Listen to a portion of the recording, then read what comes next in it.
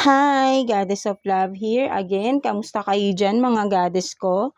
So, yeah, another reading na naman tayo today for the water signs, Cancer, Scorpio, and Pisces. So, yeah, kamusta kayo dyan mga water signs natin, no? Anong meron sa mga water signs? Yeah, mga water signs. So, let's start. Tignan natin, no, anong energy ng mga water signs natin ngayon, no? Cancer, Scorpio, and Pisces, no? Of course. And what's the situation from your family, friends, and of course, love situation, from your person on your mind, of course, and your affirmation guidance from the universe, no? This week, no? Mga I mean, kahit hindi naman this week yan, no? Basta ang pinaka-guidance, no? Affirmation guidance sa inyo ni universe na lagi nyo lang aalalahanin na ito yung guidance na ibibigay sa inyo, na gusto ni universe na lagi nyong tatandaan, no? Mga water signs natin, right? No, so let's see, let's start, no? Tignan natin anong energy ng mga water signs natin right now. So kuha tayo ng one card for you here. Water signs, Cancer, Scorpio, and Pisces, no? So let's see. So meron ka dito, no, ano ito? Fairy of the green world, no? The natural world needs you, no? For some of you, no? Maybe for some of you, no, nakikita ko rito, no, nagiging conscious kayo sa inyong health, no? For some of you, nagdi-detox kayo for some of you, or maybe you need to detox yourself, no? For some of you, nagiging conscious kayo sa inyong sarili right now, no? So ayun yung nakikita ko rito, no, mga water signs natin, no? Nagiging health conscious din for some of you ang iba. Maybe may mga recently may mga pinagdadaanan sa yung iba sa inyo na may mga nagkasakit, no? For some of you, kaya kailangan ay maging healthy living na kayo, no? So ayun yung nakikita ko dito, no? Mga water signs natin, no? Ayun yung for some of you ay needs a healthy living, no? A healthy lifestyle, no? Something like that, no? Para sa inyong of course sa inyong kalusugan, no? Para rin yun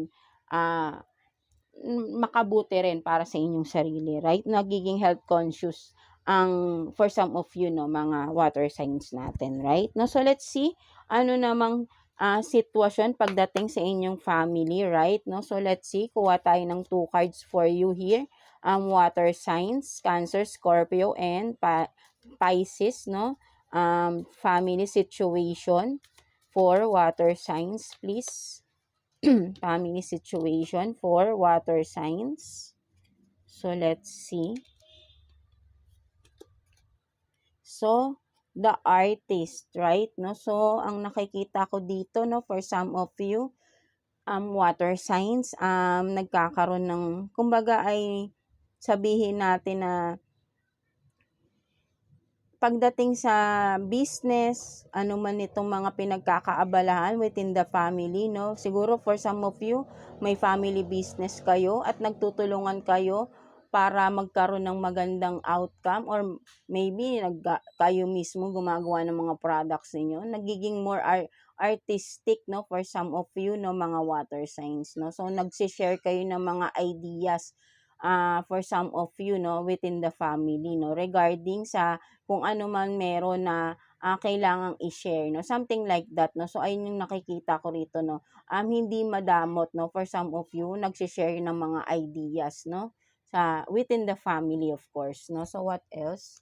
So you have this crossing, no, for some of you naman, maybe for some of you may travel na mangyayari sa inyo ng family ninyo, or maybe for some of you may mga family members kayo na malayo, right? No, but then with this, no, kung makikita mo, kahit sabihin nating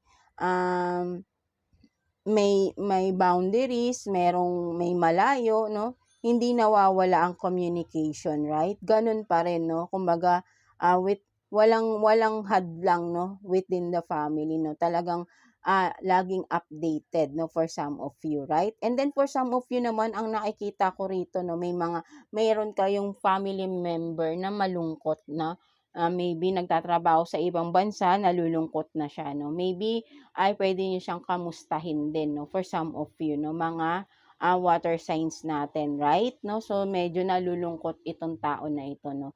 Itong family member ninyo, right? No? So, let's see. Ano naman, pagdating sa friends ninyo, mga water signs. So, kuha tayo ng 2 cards for you, water signs, for your friend situation. No? Ano bang meron pagdating sa mga friends ninyo, mga water signs natin. Kuha tayo ng 2 cards for you, water signs. Anong ganap, no, sa mga kaibigan ninyo pagdating sa inyo? Tignan natin. So, you have this Queen of Cups. No? So, for some of you, no, makikita mo rito, no, suportado kayo din ng mga friends niyo. Nagsusuportahan kayo at nakikita mo na may pagmamahalan din dito sa inyo ng mga kaibigan ninyo, right? And what else? But then with the 5 of Cups, na meron ka ding isang kaibigan dito na sobrang nanghihinayang, no? For some of you, nalulungkot itong friend mo na ito. Maybe ay hindi na kayo nag-uusap nito, hindi na kayo, for some of you, kung may mga friends kayong hindi na kayo nakakapag-usap or walang communication, for some of you, ay nalulungkot itong tao na ito, right? No? So, nanghihinayang siya na parang sabihin nating namimiss niya kayo, no? Something like that, no? Kumbaga may problemang pinagdadaanan itong tao na ito, itong kaibigan nyo na ito, at naaalala niya kayo, no, mga water signs, right? No, kayo yung nasa isip niya habang nalulungkot siya, no? Something like that, no? So, may pinagdadaanan nitong kaibigan nyo na to, no? So, kayo lang din nakakaalam nito. Maybe kung meron kayong kaibigan na hindi nyo na nakakausap, wala kayong communication, maybe ay kamustahin nyo because may pinagdadaanan nitong kaibigan nyo na ito at kailangan niya kayo, no? So, ayun yung nakikita ko rito, no? Ang mga water signs natin, right? No? So, let's see. Regarding naman sa inyong love situation, no? Kuha tayo ng 2 cards here for you. Water sign. 2 cards for water sign. Person on your mind, no? Tignan natin. Cancer, Scorpio, and Pisces. So, let's see anong meron sa love situation ng mga water signs natin. So, you have this, no, Sagittarius, no? For some of you, maybe you are dealing with a Sagittarius din, no? Mga water signs natin, right? No? So, let's see, or what else? So, you have this, no, Aquarius, no? For some of you din, no, you are dealing with an Aquarius din, no? Air signs and a fire signs, no? Maybe, no? Maybe may ganyan din kayong sign sa inyong chart, no? Just take what's resonate, no? Mga water signs natin, right? No? So, let's see what else. Kuha pa tayong additional messages here. Tignan pa natin. Kuha pa tayo ng 2 cards for you. Water signs. 2 cards for water signs, please. For their love situation. Tignan natin.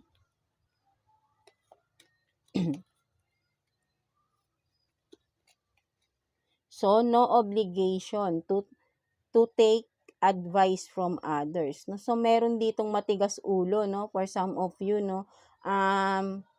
Kumbaga ay sabihin natin na no obligation to take advice from others, no? So, sabihin natin na nanghihingi siya ng mga advice, no? But then, hindi naman niya yun ginagawa, no? Ayun yung nakikita ko dito. Meron ditong person na matigas ang ulo, no? Ayaw makinig, no? Something like that, no? So, ayun yung nakikita ko. 'Di ba? It's not a big deal, no? For some of you, no? So, meron talagang matigas ulo rito, no? Maybe may mga nagagawa itong kasalanan, etong person na ito, no? Whoever it is, no? Kayo lang din nakakaalam nito, no? Mga water signs, right? No? So, pwedeng kayo yan or person mo, right? No? Matigas ulo, no? Hindi nakikinig. Kumbaga ay para sa kanya, no? Hindi niya sineseryoso ang mga bagay-bagay, no? Ayun yung nakikita ko rito. At ayaw niyang binibigyan siya ng advices. Ayaw niyang ayaw niyang pinagsasabihan siya, no? Something like that ng mga water signs. So, ayun yung nakikita ko rito, no? So, matigas ang ulo ng person na ito, right? No? So, what else? Tignan pa natin. Kuha tayo ng 2 cards again for you, mga water signs natin. Tingnan natin. Person on your mind. Tignan natin, water signs. Love situation for water signs. Tignan natin. Ano pang meron for the water signs natin? So, 2 of Pentacles, no? For some of you, no? Sabihin natin, no? Mahilig. Kung makikita mo, nakapustura, right? No? Parang palaging nakikipag-date, no? For some of you, meron din kayong person na mahilig talaga na makipag-dating, no? Something like that, no? And what else? The world, no? Ayan, no? Maybe for some of you din talaga, no? Meron dito, no? For some of you, kasal na rin. And then may distance, no, with the world, no, sabihin nating kasal kayo, but then malayo kayo sa isa't isa, no, something like that, no. Ayun yung nakikita ko rito, no. Akala nyo, kumbaga parang happy kayo na married, but then may pagkakalayo kasi, no, something, may distance, no, something like that, no. With the 2 of Pentacles, sabihin natin talagang may distance din, no, at hindi mo, kumbaga, kaya parang may nagja-juggle, no? Merong isang nagja-juggle, may isang sabihin natin dating because malayo ang kanyang person, no? Something like that, no? So, ayun yung nakikita ko rito, right? No? So, what else? Kuha pa tayo ng dalawa, no? Meron kayong person dito talaga, no, na may matigas ulo, hindi nakikinig, sarili lang lagi pinapakinggan niya, and then meron naman ditong isang person din na dahil malayo sa isa't isa ay nagagawa niyang makipag-date sa iba, no? Something like that, no? Dahil malayo. So, tingnan pa natin. 'Di ba? Meron dito sex with you, no? So, meron talaga, no? Tingnan pa natin. I am worthless, no? Kumbaga meron nga dito, no, kung sino man sa inyo yung merong distance, no, something like that, namimiss ka na ng person na ito or ikaw tong nakakamiss sa person mo. But then, sabihin natin, no, the other person hindi niya nakikita ay yun nga, no, nakikipag-date sa iba, no. Or maybe nalaman na ito for some of you, that's why parang meron ditong na-depress, no, I am worthless, no, parang feeling niya worthless siya because niloko siya ng kanyang person, right, no? At siguro, kumbaga ay nagbubulag-bulagan itong person na ito, whoever it is, no, na gumagawa ng mga kamalian, no? Ina-advise na siya siguro ng kanyang mga friends na tama na yung ginagawa niya, mali ito, but then matigas ang ulo niya, no? Because malakas loob niya dahil malayo sa isa't isa, no? Something like that, no? So, sex with you, kumbaga sabihin rin natin, no, nakikipag-sex kung kani-kanino itong tao na ito, no, with the world, kasi nga sabihin natin nasa distance ang kanyang original person, right, no, kung married man kayo, right, married man tong tao na ito, no, nasa malayo kasi yung kanyang person talaga, no, ang kanyang asawa, no, vice versa, right, no, babae, lalaki, no, gender tayo dito, basta ay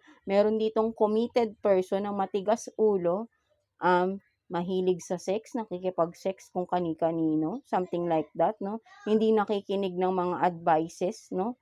At matigas talaga, no? Wala siyang pakialam. Basta gagawin niya yung gusto niyang gawin, no? Something like that, no? So, ayun yung nakikita ko dito, no, mga goddesses ko, no, mga water signs. So kung sino man merong ganitong person is kayo lang din ang nakakaalam yan, right? No? So, let's see anong advice or anong affirmation guidance sa'yo ni universe, no? Tignan natin. Kuha tayo ng 1 card for you. Affirmation guidance for you ni universe, mga water signs natin. Tignan natin. Kuha tayo ng 1 card for you. Water signs.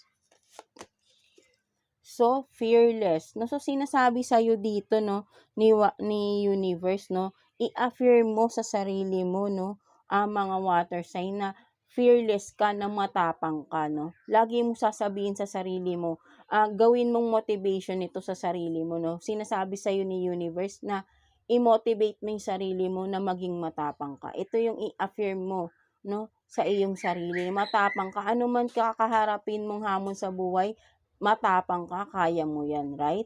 Ano man pinagdadaanan mo, niloko ka man ng person mo, or ano mang aspect sa buhay mo na hirap ka, sabihin mo sa sarili mo, you are fearless, no? Kaya mong malagpasan lahat-lahat dahil you are fearless, right? No? Ayun ang sabihin mo sa sarili mo, no? Mga water signs natin, right? 'Di ba? So, wag kang matatakot, wag kang um, kumbaga mawalan ng pag-asa, lahat malalagpasan mo 'yan, 'di ba? Because you are fearless, no?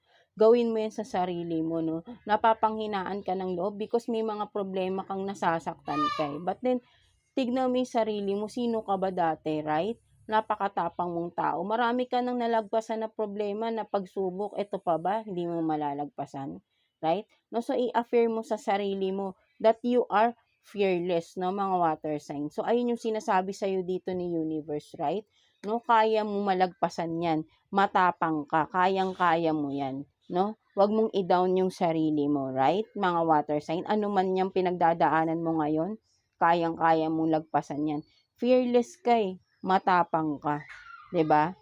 Pagsubok lang 'yan para sa iyo, matapang ka, kaya mo 'yan lagpasan, right? No, so sinasabi sa ni universe, ayan ang i-affirm mo, guidance mo, sabihin mo palagi sa sarili mo, I am fearless, I am fearless, right? No, so yeah, that's it for you mga water signs. So I hope na naka-resonate kayo sa inyong reading today, mga water signs natin, Cancer, Scorpio, and Pisces, no? So yeah, no, thank you for always watching, and again, God bless you all, and thank you, water signs.